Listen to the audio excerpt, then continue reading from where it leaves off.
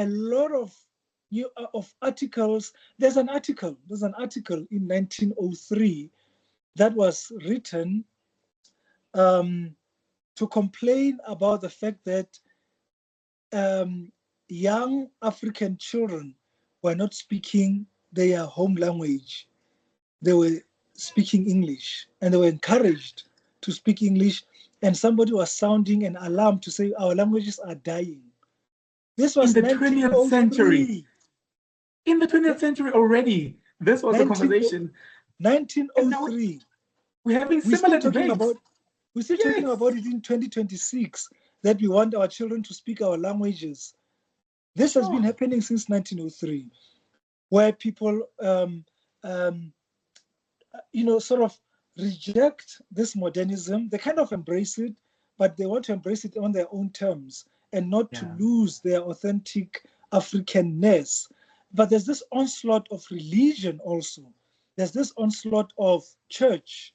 And you can see how our practices and customs come under attack as Africans.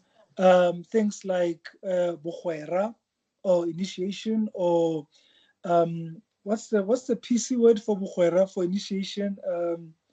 I think initiation is a PC term. I think that is the most PC, Yeah.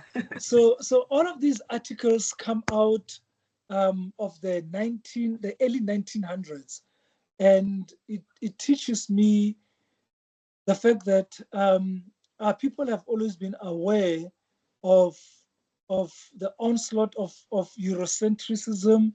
They wanted to embrace it. They wanted to know the language, to speak the language of English, because it was the language of business at that time, and they wanted to get ahead, but they never wanted to lose their identity as Africans. And then there's feminism. There's one of the articles that I cannot wait to put together and publish as a journal article is the feminism of Sol Plaatje. And he takes up this persona. He becomes this woman called Mama Itisho, which becomes a column. And in this Mama Itisho, it's social commentary. It's about what's happening in society, the changes, what women should be like, how should they carry themselves, and all of that. But it has so much, it puts so much power in the hands of women in how he sort of talks about men, and the attitude that I think he wanted women to have towards men. The fact that stop glorifying men, they just have beards and that's all. These are some of the things in the columns. So I'm not going to say much. But there's going to be, that journal article has to come before the end of next year. I should have it in the bag, because it's just going to change how we think of our ancestors, how we think of our forebears and what mattered to them, and the place of women in society, in even the debates that went on at that time. There's just so much that we can learn that remains hidden from our eyes because of the education that we've been receiving from our oppressors. And you don't expect them to celebrate Black excellence. You don't expect them to shine some light on inventions by Africans. There's stuff on technology. There's stuff on just achievers, Black people who've been doing amazing things, who've been creating things that we don't know anything about them. I cannot wait to publish that list of maybe 10 or 20 names that you never heard of, but they appear in these newspapers and they have changed how we see the world. One of my favorite quotes come from one of my favorite historians, Yvonne who comes from Guyana, and always says, we are ruled by the dead. How we look at the world is influenced by people who've been gone, who've been long dead. The buildings that we see, that we walk among, the life as we know it is history. So people who always say that history is pointless, they don't want to study history, they are missing out on something that could empower them so that they can understand the world better, interpret it better, and stand a better chance of progressing in life and creating generational wealth. Because I believe that what we need to do as Africans is to record our history, what you're doing now, for the benefit of people that come after us. So they don't have to start, they don't have to start from zero, but they have to build on what their ancestors have already achieved. Let me leave it there, Prof. Thank you. I'm obsessed with the passion with which you speak about the project. And in preparation for this conversation, I obviously went through the thesis, right, just to look at significant parts of it, see what were some of the key findings and so forth, which you've now also spoken about. But I think for me, what's also very central here and that I particularly enjoy is just how it seems just Saul Blakey and his embodiment of this confident journalist, right, or writer that he was, how that him just embodying that helped create these what seemed to me like thriving little, I don't want to say sub-public spheres, but public spheres, right? Irrespective of what the conditions were during like a colonial time under which these things happened, right? So I think then getting in touch with that type of history, like you said, is so important because I think it will do so much for us, Black people right now, to see that there have actually been subalterns, right? Irrespective of what the colonial condition was. Subalterns or public spheres that were confidently Black, excellently Black, right? Like just brilliant in and within the conditions that were not always made to be beneficial to them. So I think there could be a lot of emotional comfort that one can gain by actually reading your work and reading a lot of the other historical archives on people like Saul Blakey. So I think just he really had an assignment before his transition. He had a huge assignment, and I think he really did.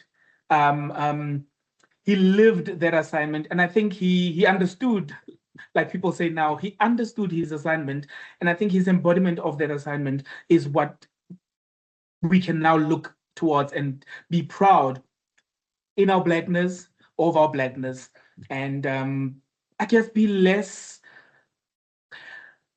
inferior in how we think about ourselves. Yes. So what I'm getting from this is just a sense of actual confidence, significant confidence for me to say that I deserve to be where I am at. Yes. I'm not where I'm at by mistake in terms of my journey, professionally so, intellectually so, educationally so. I am where I am because I had ancestors like your Saul Blakey, yes, who did amazing things that could have been erased, yeah, if we did not have archives like the archives that we have, because people like Saul Blakey decided to write these things down and capture our histories in this way. Absolutely. That's the beauty of being in the post-colonial sort of studies. One of the things that I also do, maybe you can ask me later, but I'm just going to go ahead and talk about it. What I teach at Wits University is the history. It's a module of history of the Black press. And obviously I put Blakey in context, or situate him in context with the time. And one of the things that I love doing with that class is introducing sort of the fathers of journalism. And I'm not being sexist here. It was really, newspapers were dominated by men at that time. I can't say mothers and fathers. It was really a crop of men who were running the newspapers at that time. And just excavating their work. And I get the students to read some of these articles dating back to 1903, 1911, 1912, and all of that. We talk about Saul Blakey's native life in South Africa, the book that was published in 1916, which was about the Land Act of 1913. In the newspapers, you get to see the first draft of that book. The journey on bicycle in the Free State, seeing people stranded by the side of the road. The first drafts are in the book, are in the newspaper. But he's not alone. We have people like John Langalibalele Dube, J.L. Dube, who ran Ilanga Lase Natal. You have A.K. Soga, who edited Izwi Labantu. You have who is considered the father of the Black Press, John Tengo Jabavu, who in 1884 launched Imvo Zabantundu. So these things are not taught in journalism history or in journalism at all. When people have gone through journalism training, I certainly have gone through journalism training and got up to master's level, but I was never introduced to the history of the Black press. The fact that there was a time at the turn of the 20th century where Black people owned newspapers as part of the counter-public sphere because they were excluded from the conversations of the country.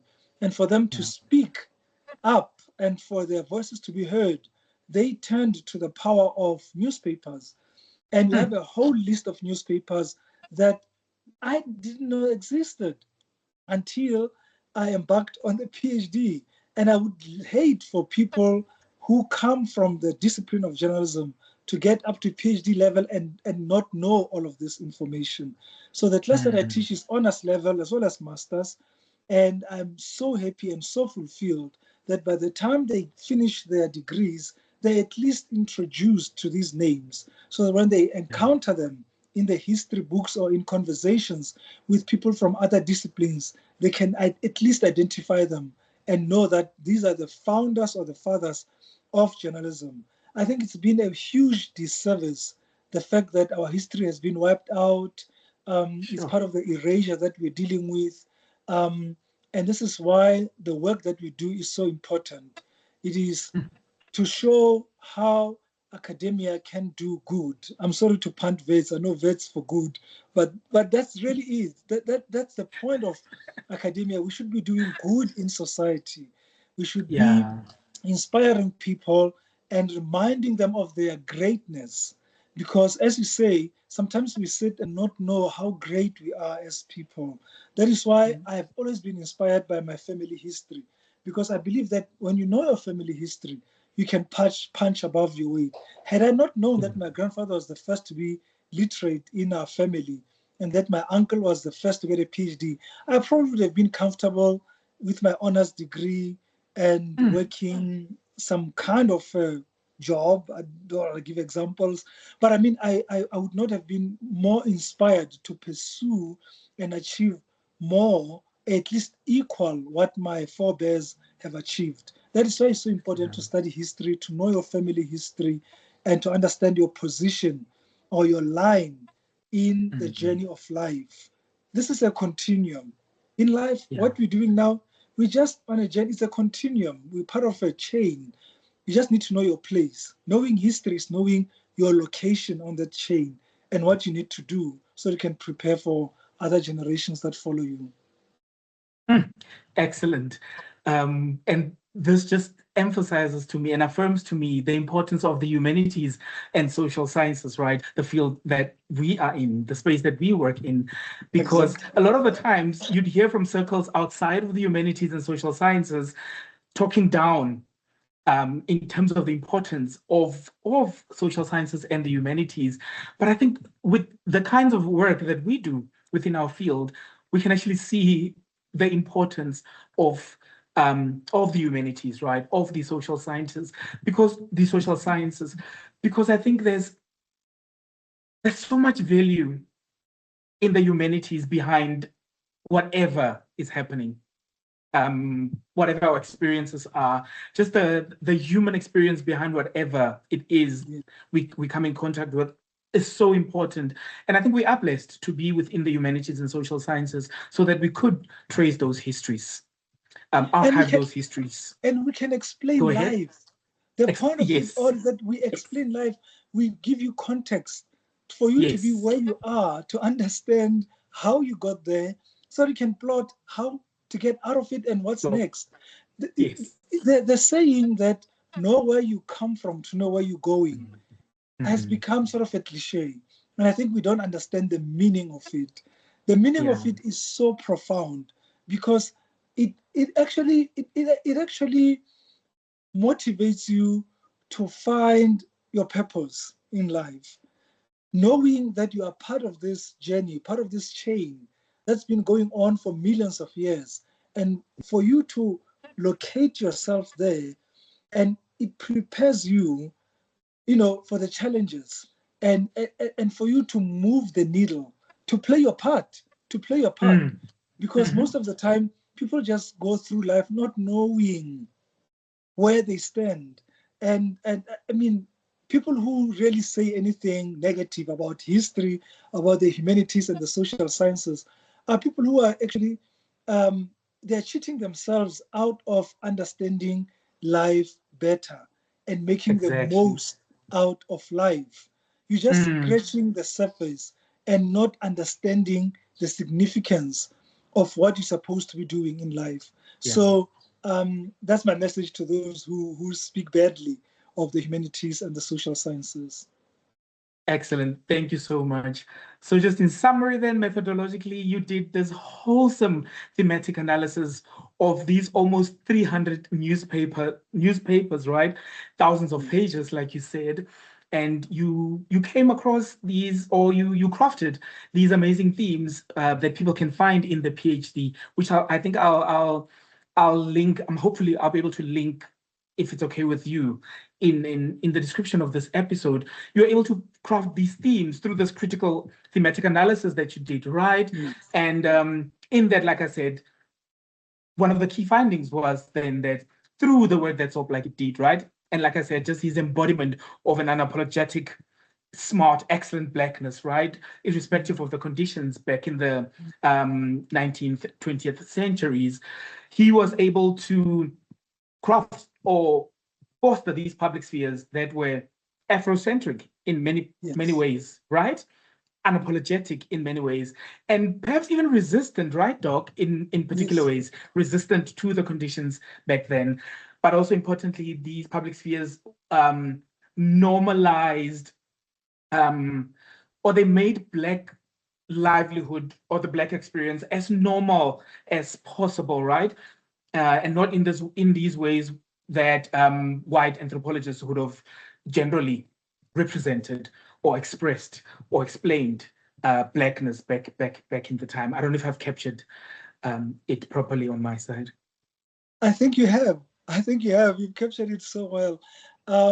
The value that we see in Somizi's work and his ilk, the Black press of the early 20th century, is a restoration of Black pride. It's them writing themselves into history, and that's now left to us as scholars to go find all of these wonderful, really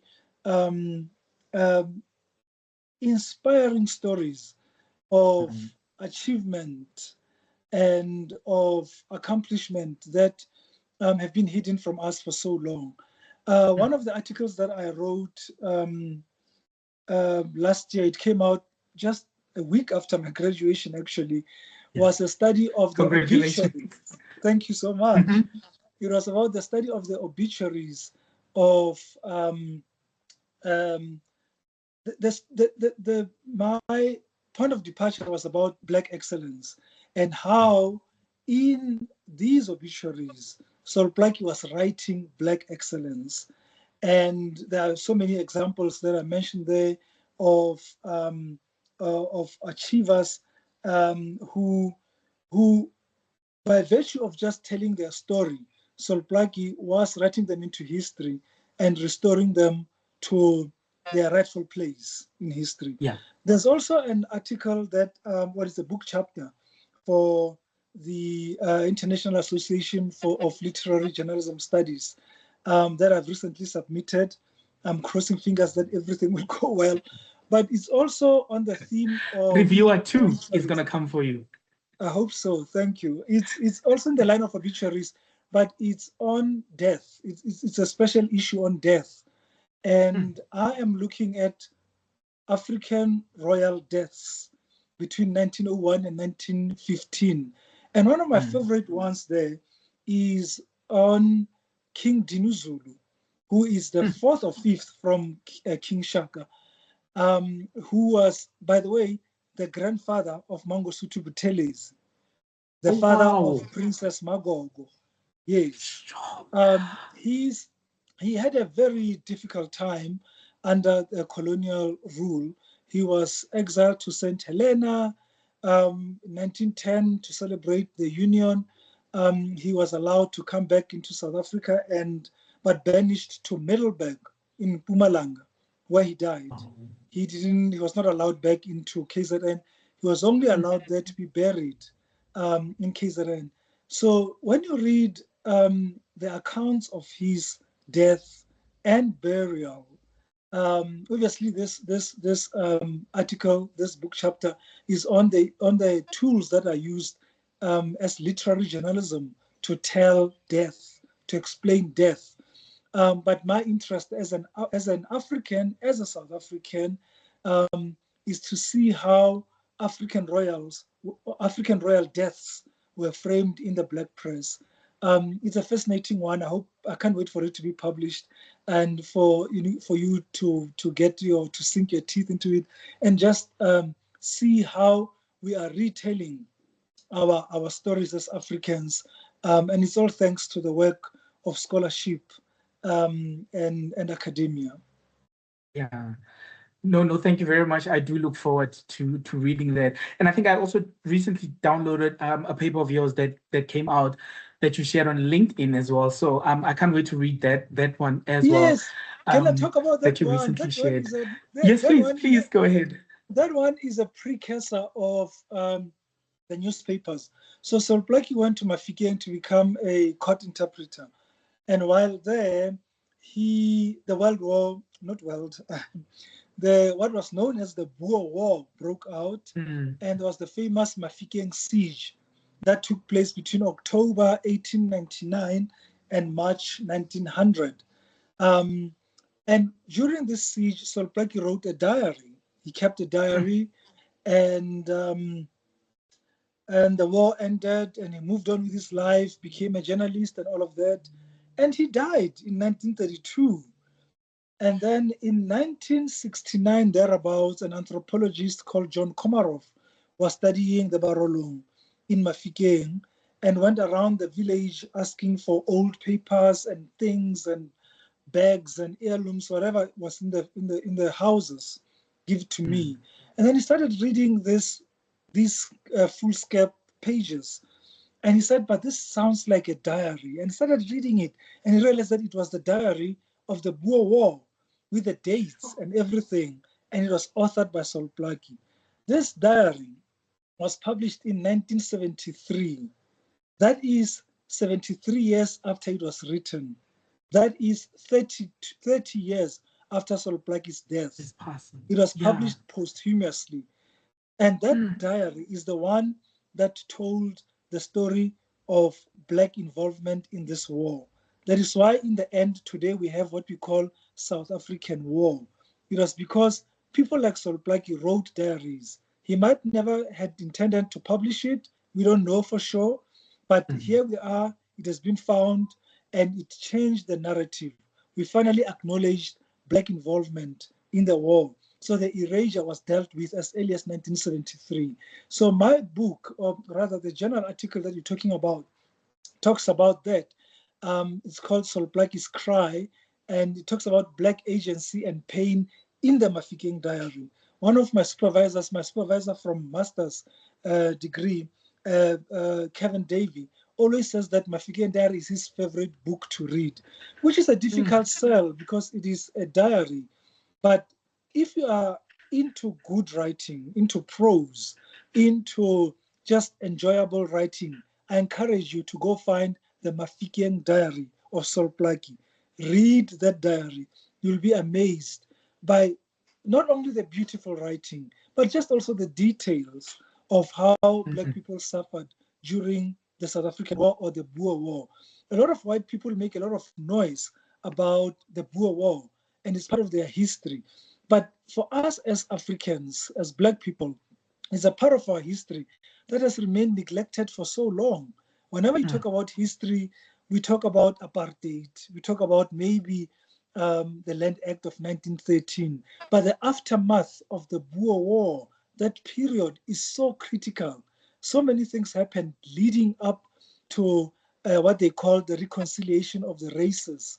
And by that, they meant the English and the Afrikaans. It's not black and white. It was It's the not English and even black. Afrikaans Oh my goodness. for the creation of the Union of South Africa.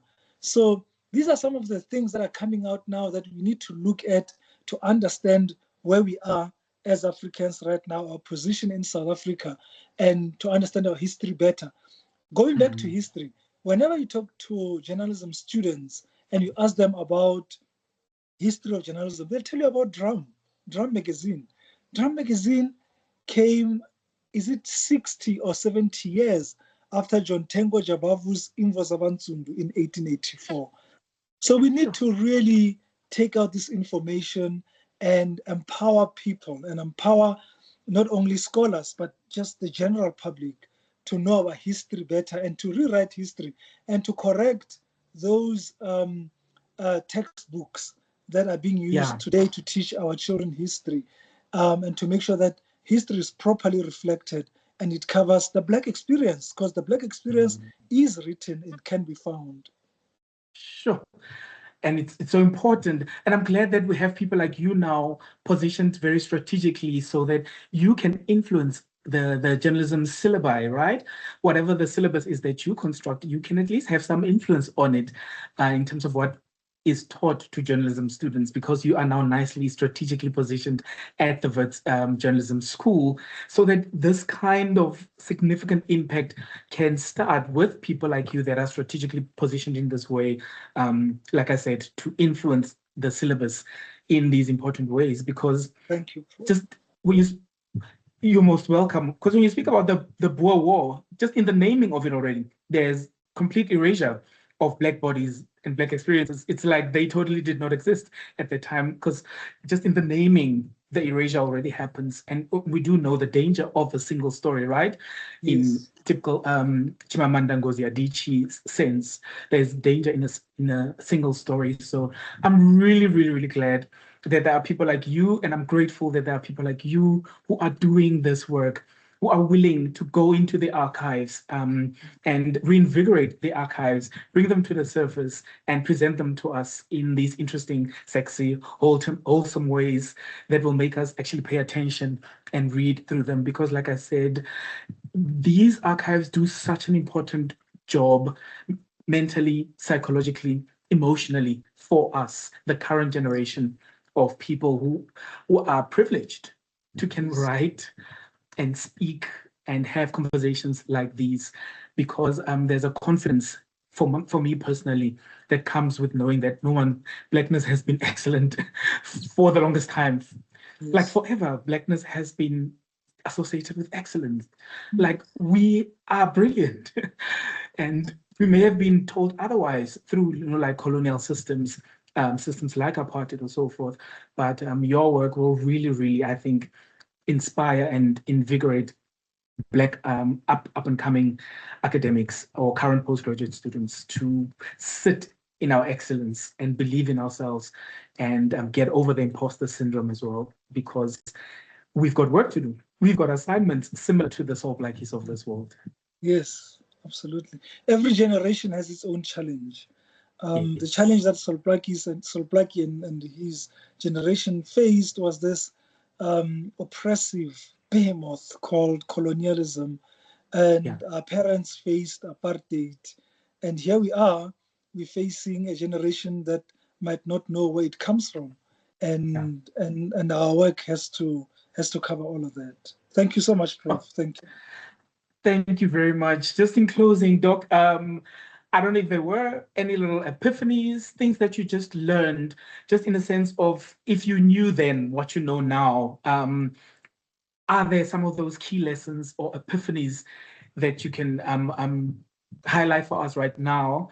And I do know that with research as well, there are moments where the research, of course, it's never perfect. There were maybe places of limitations in the study or the research, or opportunities for expansion that you couldn't get to. So as you speak about any lessons or epiphanies, could you also just summarize just a sense of what are some of your recommendations for future work in this area, right? And what were some of the limitations that you had faced that current PhD students or prospective ones should bear in mind if they want to follow suit in this route of studying soul like as you are doing? Yeah. Well, one of the things that I made peace with earlier on in the PhD journey is that it will take longer than you expected.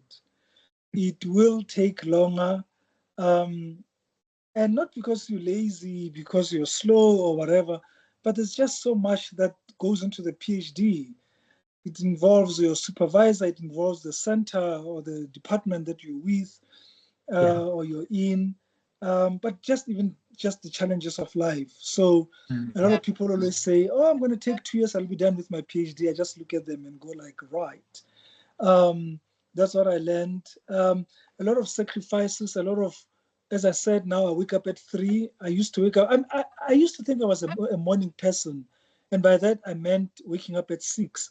But there was a time where I moved into the living room and slept on the couch and woke up at 2 to start writing just so that I can meet the deadlines. So, and sorry to cut you there, Doc. There's also something that people should look forward to in the PhD. I think it's in the acknowledgements. You spoke about the space where you wrote in. You said you went back home to your childhood home, right? To do much of the writing. Yes. I think I got goosebumps when I got to that part of the acknowledgements to say you slept on the bed that you used to sleep on as a child. You're literally in the space that you were on as a child. And I just got the sense of, oh my God, you were not alone throughout this process as you were writing. Oh my goodness. A full circle moment. I sat there as a primary school kid doing my homework. And here I was sitting writing my thesis, and I could feel the presence of my grandparents. It's a peaceful place. It's quiet, but spiritually it did me well. It did great for my soul. There's just something there about the full circle moment of going to my grandparents' house and writing this monumental work that I was praying that would earn me a doctoral degree, and it worked beautifully well for me. So thank you for reminding me of that part. It matters where you go, it matters where you sit, and the company that you keep. Change of environment. Some people get this writer's block because they sit in the same place for the longest of time. So it's advisable that you go out. And I know it's not easy and it's not affordable for everyone to book yourself away for a weekend. Sometimes universities don't have resources to take you on a writer's retreat and lock you away for a week to do the work. But you have to find ways. Really, the PhD is about resilience, and it's about the enterprising spirit, the spirit of enterprise, and it toughens you. It's about mental toughness. It's about there's so much I can say about the PhD. It's about the resilience. It's about tenacity. It's the never say die attitude. And rising above circumstances, and keeping the spirit, keeping your eyes on the prize, and not letting anything get you down. Anything. But also it's about making the time. If you don't make the time, you won't get there. That's why some people take so many years, because they just can't find the time. And I understand that life happens. Some people said that the PhD is a full-time job. And that's how I approached it, by the way. I realized that I needed to dedicate certain hours to the PhD as part of my work. And as I said in the interview, it didn't feel like work. It felt like a hobby. So it was for me to relax. And then you asked me about recommendations and future work. I think there's still a lot to be done on Solplaki. There is just... Solplaki is a gift that keeps on giving. I'm going to talk about my area, which is the newspapers. So Solplaki not only wrote Setswana and English columns he had Xhosa columns, Xhosa columns in Tsala Yabatu. Sure. And I've got limited Xhosa knowledge or fluency. So Yeah. it's talking about limitations. Those are some of the columns that I overlooked because I didn't want to act like an expert and say things that I didn't know for sure. So I kept to my Setswana columns and my English columns. So there could be an Xhosa expert from the Eastern Cape or not the Eastern Cape, can be from anywhere, who would like to see how a Motswana or a Morolong editor handled or framed Xhosa language or the stories and the areas that he covered. So Blackie once moved to King Williamstown to edit Imvo Zabantsundu while John Tengo Jabavu was overseas on a trip. And I believe that exposure gave him the confidence to pursue isiXhosa as a language and even the area, because after that we see a lot of stories, or a couple of stories coming out of the Eastern Cape as an area of interest. Port Elizabeth, as it was known at the time, King Williamstown, obviously. Cape Town was a huge center, the mother city. A lot of stuff came out of that area. So there's still so much more that scholars who are not necessarily Setswana speakers can learn or study from Solplaki and apply them, apply sort of whatever theories that would be appropriate at that time, so that we can unpack this man. By the way, before I forget, Prof, oh my gosh, I almost made a mistake. This is the 150th year of Solplaki's birth. Solplaki was born in 1876. So to have this conversation about Solplaki in the year that he turns 150 is significant. And I hope it will invigorate scholarship to go back and look at this giant and this genius that walked among us, who has given us so much as Africans. Solplaki was the shining light when it comes to the Native Land Act. Some people always ask me, what do you think Solplaki would say about South Africa of today? And I always talk about the land issue, that I think he'll be disappointed that are you still talking about land? You have black government for so long, but the needle has not really moved on the land issue. I think, Solplaki is an icon of the ANC. I would love to hear, I wish he could wake up and tell us what he thinks of how the ANC handled the land issue, for example. But also Solplaki was quite visionary, I think, and he adapted easily to things, I believe. And I think if he looked at the world of today, he'd marvel at the speed of technology. I mean, there are articles in the newspapers that talk about a flying train, because people at the time traveled by train. There was no idea of an aeroplane. It was a train that could be suspended up in the air. That's how they describe it.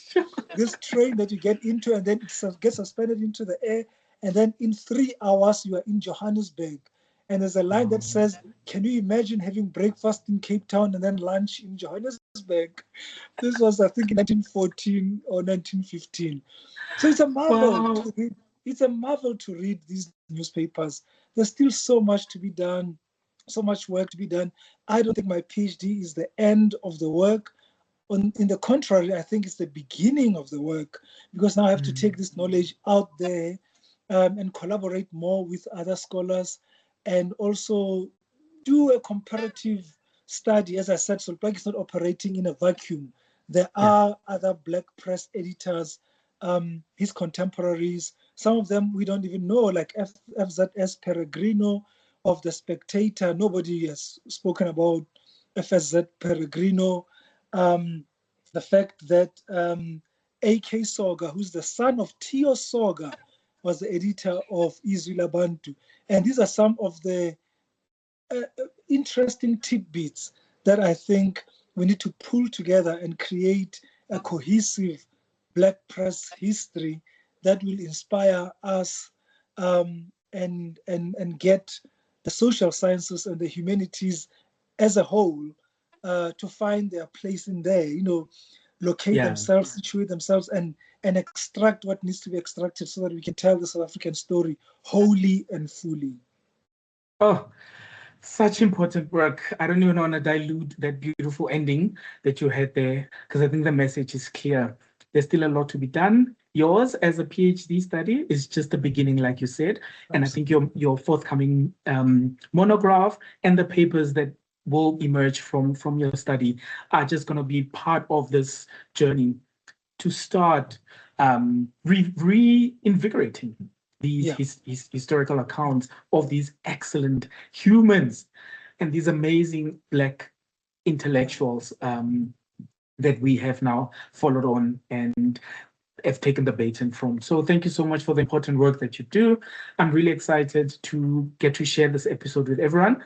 Given the length, this is going to actually be a 2-part episode, which I'm really excited about.